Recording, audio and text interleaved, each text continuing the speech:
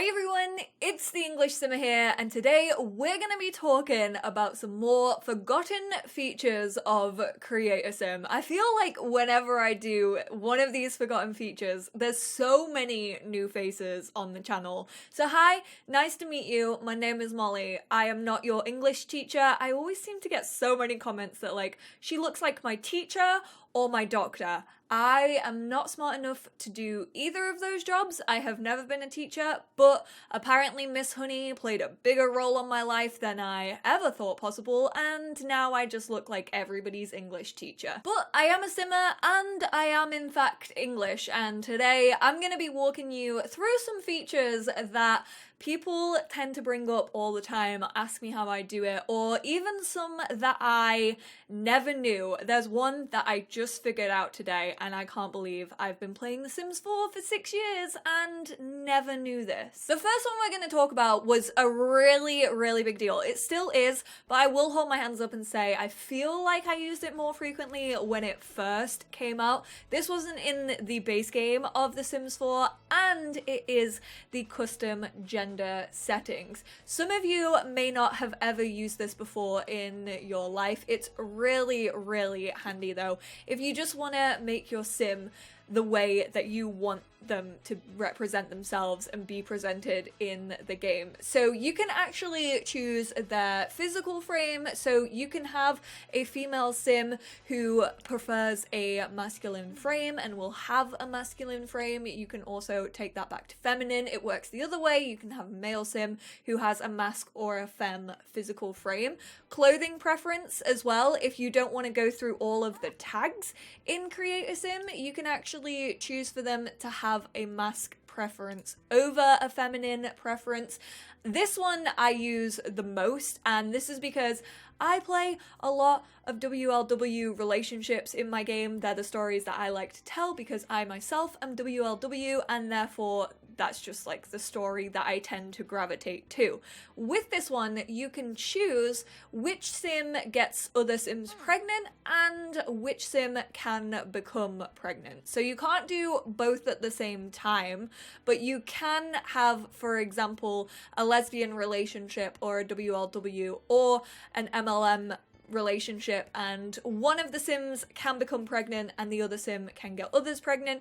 It just means that you can actually have biological babies in The Sims 4 in which the child will share both of the parents' genes. And you can also choose whether the sim uses the toilet standing or sitting. So if you choose no, they sit down on the toilet. If you hit yes, if they need a pee, they will stand up. After the custom gender settings, this is one I've made multiple videos like this in the past, and I always get comments from you lot like, I always forget about so-and-so. So this one is inspired by a load of you in the comments of my last Create a Sim Forgotten Features video, and it is changing the Sims foot size.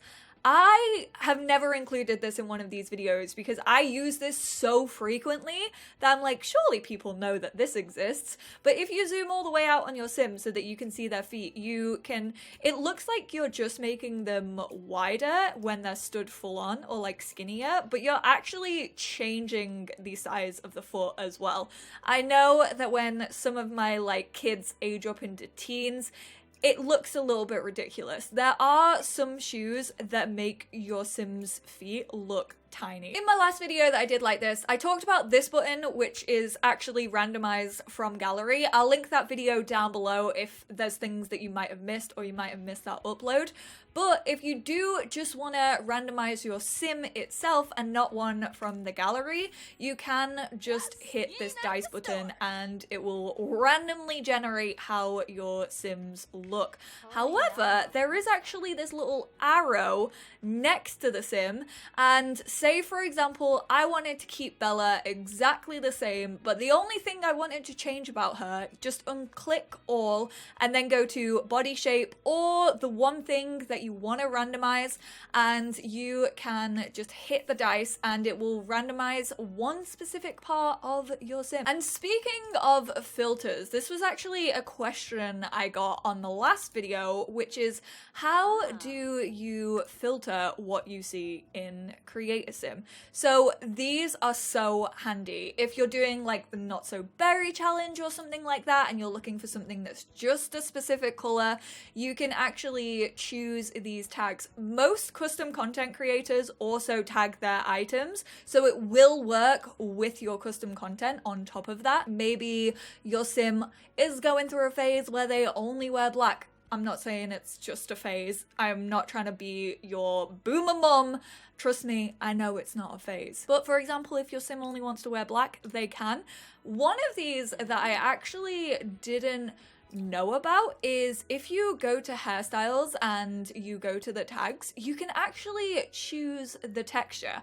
I was doing a makeover of Darling Walsh the other day, and I wanted to have them have afro textured hair. I wanted them to keep the afro texture. However, I wanted to change their hairstyle, but I was like, oh, scrolling through this is a pain in the butt. You can actually just sort by texture. So if you're wondering how to get to these tags, it's just this little arrow here. It says open filter panel, and there's a whole host of things. You can also just sort by all the different packs that you have in your game as well. You can also remove these, so if you just want to go for whatever, you don't want a fashion choice, which is between mask and femme, you can just exit out of them and it will show everything that you have in your game. For this next one, I'm sorry, I'm gonna have to get rid of your gorgeous looks for a second, Bella, because when you're actually in the side profile mode, obviously in the last video I talked about changing the sim's posture, but there's also a slider on the back of the neck. I mean, it doesn't change too much, but like the attention to detail is there, and I like legit never use this, but if you want to change how the back of your sim's head looks, you can do that. You can change your sim's teeth. This might only happen, no, it is base game as well. So there are braces in base game. There's also some buck teeth. There's also the tooth gap. I really, really love being able to like personalize my sims in this way. I do think these add such personality. And then if you do have expansions, for example, this came with Island Living for the mermaids. Vampires also get fangs. And then we also have some grills for Get Famous.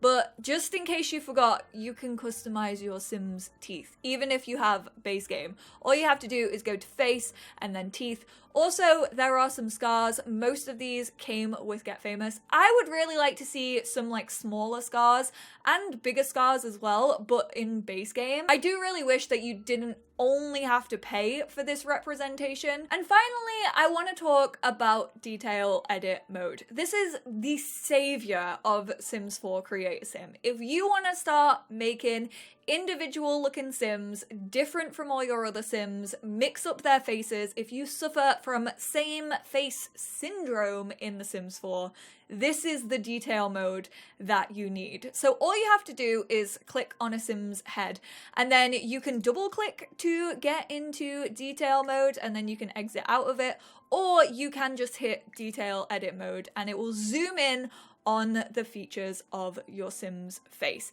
And here there's a bunch of sliders that you might not know about. The first is actually arching the eyebrows. So you can actually play around, make your eyebrows look like quite sad. You can make them fierce. You can raise the brows. The next is something I know people forget all of the time, because I have seen comments on some of my sims like, oh my goodness, how did you get your sim's eyes looking that way? Also, this does work on custom content eyes, so even if you have like non-default eyes or default eyes, this will usually work for them, and it's the iris slider. So you can actually change the position of your sim's eyes, and you can also change the size of them. You can get them super incredibly small if you want to. You can give them big baby doll eyes. You can make them like quite sad looking with the pupils like kind of half covered by their eyelids. This will give your sims so much personality. And speaking about eyes, this is the one that I didn't know about. So Carrie C commented on my last Forgotten Features video. If you grab the whites of the eyes when you're in detail mode, you can shift how close or far apart the eyes are without the eyebrows moving. This is a game changer for me. Usually, I won't be in detail edit mode when I'm playing with the Sim's eyes, and if you just grab them and bring them out, it changes where the eyebrows sit. But in detail mode, if you just grab the whites, you can do it without changing the eyebrows. Then you can also change the nostrils of your Sim. So you can actually raise them up, you can make them much bigger than they usually are, you can make them smaller, you can shift them down, you can play around also with these nostrils as well, but like the actual nostril part. Oh, I want a little drippy accessory like in Animal Crossing. Why do we not have that? That would be so cute. We are gonna remove Bella's accessories for this next one because I want to focus on her ears. I also didn't know about this one until a couple of you commented on my last video, and this is actually changing the position of the ears. Usually they do just sit extremely upright, but if you slide across, you can actually change the position of where your ear sits on your Sim. However, you can also change their earlobe. So you can make the earlobe actually like lower than it usually is. You can also drag it back up. I love this. You can also do it from the front as well if you want to see like the difference of what it makes on your Sim. And finally, the last little detail in edit detail mode is the lips. I have known about this one for the longest time, but you might not have known about it. And it is the fact that you can actually change the lips just one by one. So you can mold like the top lip by itself. You can also mold the bottom lip by itself, but you can also drag them out individually. You can also change the corners of the mouth. So if you just click on the corner of the mouth, you can change where the corner of the mouth sits on your Sim in their side profile, but you can also drag the top and bottom lip out individually. So if you want a more protruding top lip than your bottom lip, you can do that.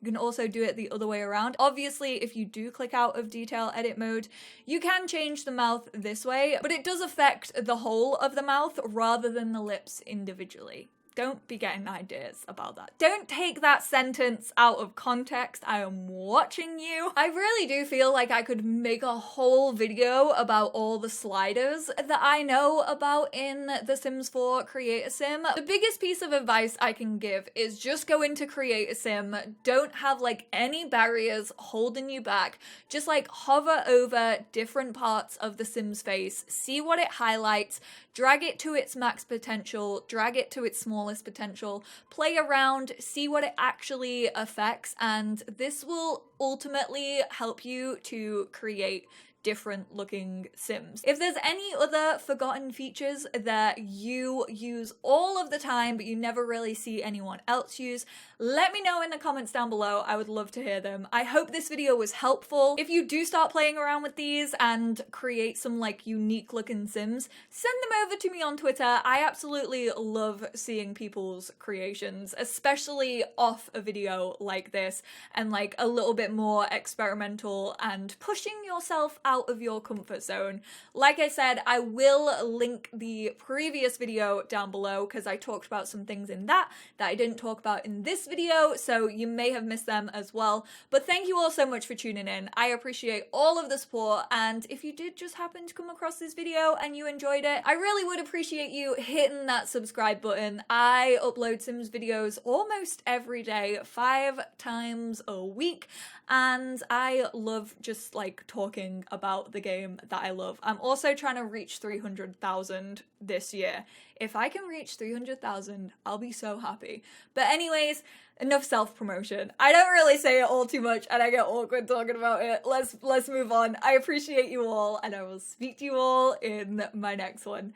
Bye now. Oh, also, update on the sty is kind of gone. It's not scratching my eye anymore, which is great. It's just still a little bit red, but the actual, like, lump has gone down. Don't worry, I'm not gonna make it my personality trait anymore. We can all move on.